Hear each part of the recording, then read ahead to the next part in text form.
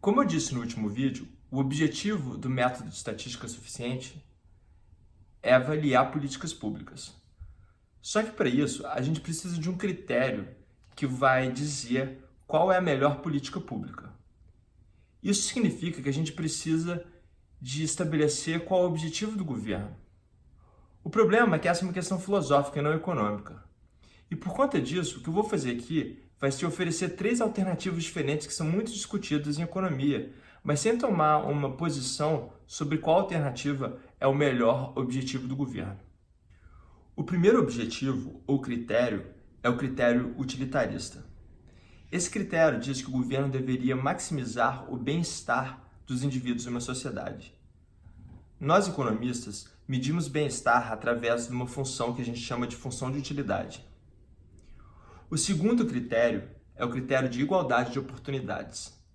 Segundo esse critério, qualquer indivíduo, independente das circunstâncias em que ele ou ela nasceu, deveriam ter as mesmas oportunidades na vida.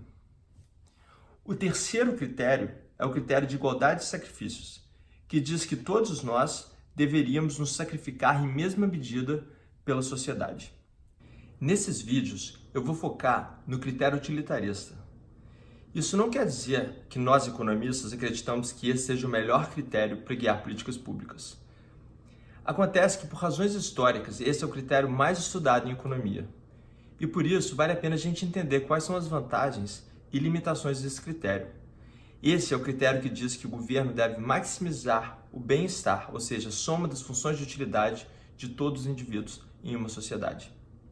A primeira vantagem é que esse critério é o mais estudado. A segunda é que esse critério possui uma certa flexibilidade ideológica. E isso acontece porque nessa soma do bem-estar dos indivíduos da sociedade, a gente pode colocar diferentes pesos em diferentes indivíduos. Esses são os pesos filosóficos ou ideológicos. Agora, esse critério tem duas desvantagens. A primeira é que justamente por conta dessa flexibilidade, o critério não vai determinar qual é o nível ótimo de distribuição numa sociedade, porque esse nível vai depender desses pesos filosóficos ou ideológicos. A segunda desvantagem é que esse critério deixa alguns aspectos importantes de fora do critério de objetivo do governo, como, por exemplo, a igualdade de oportunidades. E para a gente entender esse critério, é importante a gente entender o que é uma função de utilidade. Utilidade é uma função que transforma escolhas numa medida de bem-estar. Se a gente pensar, por exemplo, no problema do imposto de renda, o contribuinte vai estar escolhendo quanto trabalhar e o quanto consumir, levando em consideração o fato que ele tem que pagar o imposto de renda. E a função de utilidade vai transformar essas escolhas de consumo e trabalho numa medida de bem-estar, que é a utilidade desse contribuinte. Matematicamente, a gente escreve que o contribuinte maximiza a utilidade, que é uma função de consumo e trabalho, escolhendo quanto consumir e o quanto trabalhar. Ele vai estar sujeito à restrição que diz que ele não pode consumir mais do que sua renda, que é dada pelo produto entre o seu salário e o trabalho, descontado do imposto de renda, que é justamente uma função desse produto. E para a gente resolver esse problema matematicamente, a gente precisa de fazer três pressupostos sobre o comportamento do contribuinte. Esses são justamente os pressupostos de racionalidade econômica. O primeiro pressuposto diz que o contribuinte tem utilidade crescente em consumo. Isso significa que quanto maior o consumo disponível para esse contribuinte, maior o bem-estar do contribuinte. E vale a pena a gente entender esse ponto graficamente. No eixo horizontal, esse gráfico plota o consumo em reais. O eixo vertical plota a utilidade. O pressuposto diz que a utilidade é crescente em consumo. Por isso, o gráfico da função de utilidade vai ter uma forma como essa daqui. Por exemplo, o indivíduo que consome R$1.000 por semana com essa função de utilidade teria, digamos, utilidade de 10. Mas à medida que a gente aumenta o consumo desse indivíduo, digamos para R$1.500 por semana, a utilidade aumentaria para 20. Ou para qualquer outro número maior que 10, pelo pressuposto de que a utilidade é crescente em consumo. Intuitivamente, o consumidor tem mais alto bem-estar, ou seja, mais alta utilidade, à medida que ele consome mais. E a gente pode pensar nessa função de utilidade como a utilidade de consumir diferentes níveis, mas com uma dada quantidade de trabalho. Digamos, por exemplo, de 40 horas de trabalho semanais. O segundo pressuposto é o pressuposto de utilidade marginal decrescente. Utilidade marginal é o quanto a mais de bem-estar, de utilidade, que um consumidor ou um contribuinte ganha na margem se a gente der R$1 a mais para esse contribuinte ou para esse consumidor. E para entender por que essa utilidade marginal decresce quando a gente aumenta o consumo, vale a pena a gente pensar em dois exemplos extremos. Então eu quero que você imagine em um extremo um morador de rua que tem zero de consumo, ou seja, não tem nem acesso ao Bolsa Família, ele está passando fome na rua. Se a gente der R$1 para esse morador, isso vai aumentar muito a utilidade ou bem-estar desse morador de rua, porque isso pode fazer diferença entre a vida e a morte para ele.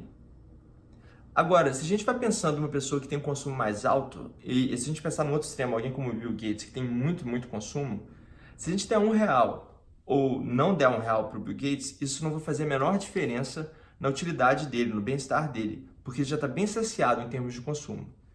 E é nesse sentido que quando a gente aumenta o consumo, né, do caso do morador de rua para o caso do Bill Gates, a utilidade marginal vai diminuindo e vai decrescendo com o aumento do consumo. Para ilustrar esse ponto graficamente, eu vou voltar nesse gráfico com a função de utilidade crescente em consumo. O fato dessa função ser côncava corresponde ao pressuposto da utilidade marginal decrescente. Para ver isso, imagine a situação de um morador de rua com consumo de R$0. Mesmo se a gente der uma quantia bem pequena de consumo para ele, de por exemplo R$1, a utilidade desse morador vai crescer consideravelmente. Agora imagine uma pessoa rica que consome uns R$10.000 por mês. Imagina que a gente dê esse mesmo R$1 para essa pessoa rica, de tal maneira que ela passe a consumir R$10.001 por mês. O mesmo R$1 que aumenta muito a utilidade do morador de rua, quase não afeta a utilidade do rico. E é nesse sentido que, apesar da utilidade marginal ser sempre positiva, ou seja, a utilidade sempre cresce com o consumo, a utilidade marginal é decrescente no sentido de que a utilidade cresce cada vez menos à medida que o consumo aumenta. O terceiro pressuposto é que esses contribuintes fazem suas escolhas de quanto trabalhar e quanto consumir para maximizar sua utilidade, sujeito a essa restrição orçamentária, que diz que eles não podem consumir mais do que eles ganham depois de pagar o imposto de renda. Esse talvez seja o pressuposto mais difícil de engolir nesse momento. Isso porque, várias vezes, os contribuintes eles não sabem direito como essas escolhas afetam tanto a sua utilidade quanto a sua restrição orçamentária. Por exemplo, no caso do imposto de renda, várias vezes esses contribuintes não entendem direito qual é o imposto de renda que eles vão ter que pagar se eles trabalharem um pouco mais ou um pouco menos. Isso é um ponto importante, mas eu vou voltar para esse ponto no último vídeo dessa introdução. E como a gente está usando esse critério utilitarista, vale a pena a gente entender o que é a função de bem-estar social que o governo vai estar maximizando. E essa função é simplesmente a soma das utilidades do bem-estar de todos os indivíduos da sociedade, ponderada pelos pesos filosóficos ou ideológicos que a gente vai colocar em cada indivíduo. E para entender esses pesos, vale a pena a gente pensar em dois extremos. Em um extremo, a gente tem um filósofo Rawls que diz que a gente deveria colocar todo o peso no indivíduo mais pobre da sociedade. E essa é frequentemente a visão defendida pela esquerda nesse debate de redistribuição. No outro extremo, a gente tem o filósofo Bentham que diz que todos na sociedade deveriam receber o mesmo peso nesse somatório.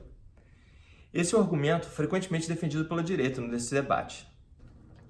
Por último, eu queria colocar dois pontos importantes aqui.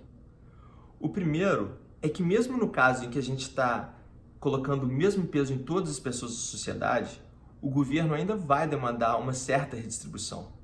E para entender isso, pensa numa transferência de R$1 do Bill Gates para o morador de rua. Essa transferência vai causar uma queda na utilidade do Bill Gates, mas isso é uma queda muito pequena, porque ele não se importa com esse R$1. Mas vai provocar um aumento muito grande da utilidade do morador de rua, porque ele se importa muito com esse R$1.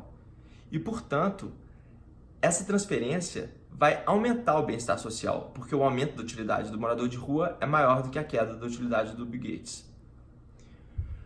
O segundo ponto é que mesmo no outro extremo, em que a gente coloca todo o peso no mais pobre da sociedade, a gente ainda não vai igualar todas as rendas entre o morador de rua e o Bill Gates, de tal maneira que eles ganhem a mesma coisa. Isso porque quando a gente vai aumentando o imposto de renda sobre os trabalhadores, a gente cria um certo custo de eficiência, como a gente viu na última aula. Isso quer dizer que os trabalhadores vão diminuindo sua renda à medida que a gente aumenta o imposto de renda. Então, mesmo que a gente tenha essa visão extrema em que a gente vai colocar todo o peso na pessoa mais pobre da sociedade, a gente não vai igualar todas as rendas.